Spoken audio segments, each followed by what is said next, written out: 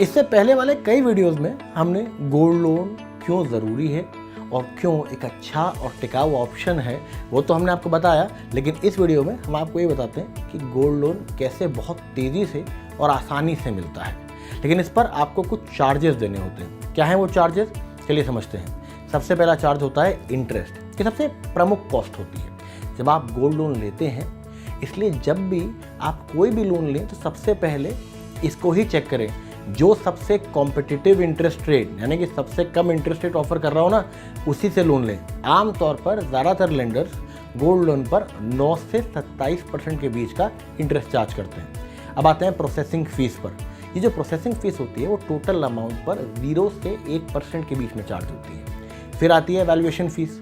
कई बैंक और NBFC जो हैं वो गोल्ड की वैल्यू निकालने के लिए एक छोटा सा चार्ज लेती हैं। ये वन टाइम कॉस्ट होती है जो कि कम से कम 250 रुपये तक हो सकती है।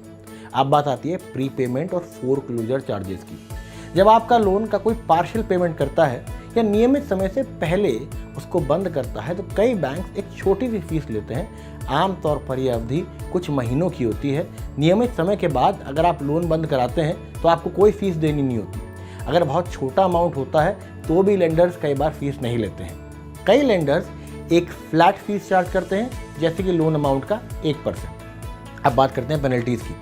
अगर कोई लोन रिपेमेंट में डिफ़ॉल्ट करता है तो लेंडर्स बड़ी पेनल्टी लगाते हैं। ये सालाना 6% से 24% तक की होती है। इसलिए कृपया करके लोन डिफ़ॉल्ट करने से बचें। अब बात कोई और छोटे मोटे चार्जेस। इसके अलावा कई और भी चार्जेस होते हैं, जैसे कि stamp duty, statutory fees, cheque bounce charge, अगर लोन डिफ़ॉल्ट किया हो तो गोल्ड ऑक्शन चार्ज। ये कुछ छोटे मोटे चार्जेस होते हैं जो आपको गोल्ड लोन के साथ देखने होते हैं। इसलिए जब आप गोल्ड लोन लेने जाएं तो इन चार्जेस को ध्यान से पढ़ें और तभी गोल्ड लोन लेने का कॉल लें। और अगर आपको ये वीडियो पसंद आया हो तो आप इस पेज को सब्सक्राइब करें, क्योंकि लगातार इस तरीके के अच्छे और ज्ञानवर्धक वीडियोस हम आपके पास लाते रहेंगे।